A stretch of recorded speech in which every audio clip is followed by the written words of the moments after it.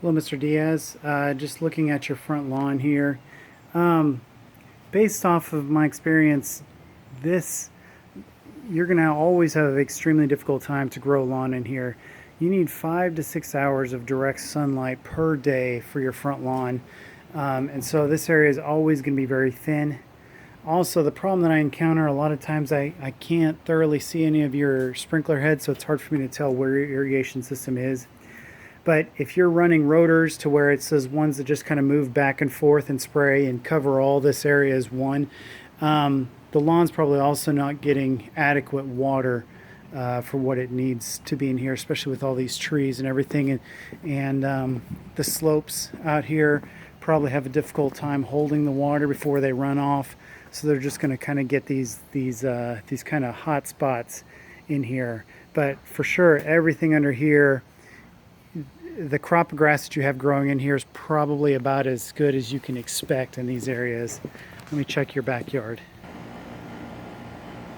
Your back lawn overall, I think the only reason you're kind of getting these hot spots in here where it's kind of dry here, but over here in the shady areas, the grass looks a lot more lush.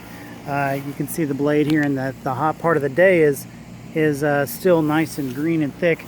But over here in the direct sunlight, it's just a lot drier in these areas. It's extremely difficult with these patches of sun and these patches of shade to adequately water these lawns, because essentially what you really should be doing is zoning the sprinkler to where these areas get a lot more water than the areas that stay in the shade all day. And as you can tell, I left kind of a footprint here in the lawn. At that point, the grass definitely needs to be watered, but over here, your grass is still doing really well. I don't really see any bare spots yet in the backyard. There's, it's a little thin right in here. And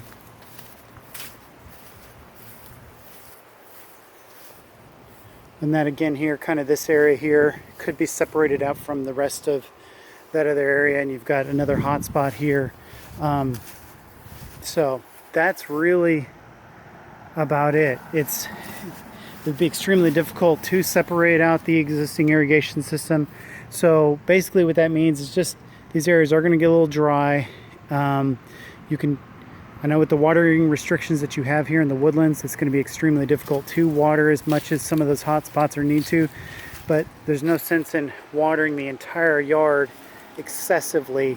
If you really want to keep your lawn nice and lush, come out here with a hose in the evening or in the morning and just kind of give these areas, these few hot spots, some extra water. You'll still be in the conservation mode that you need to. So anyway, that's kind of my advice. This area here is probably what I would do, would just be to join these two beds all to one. With this giant sago here, it's probably all going to be difficult to grow grass and maintain that lawn in these areas. So, and then a lot of times, the reason why the grass struggles along the perimeters of beds is, I don't know if you're maintaining the lawn or if somebody else is, but make sure whoever does that when they're weed eating, they don't try to weed eat too low. They need to be weed eating at the same height as they're mowing the grass.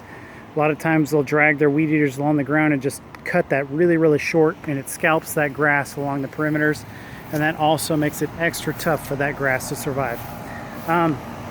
If you need anything else, give me a call and we can walk through it. But kind of at this point, I just recommend just keep doing what you're doing. Overall, I think your lawn is healthy for this time of the year, and just really get it to be nice and strong in the fall and the spring when things are doing well. So thank you very much. Bye.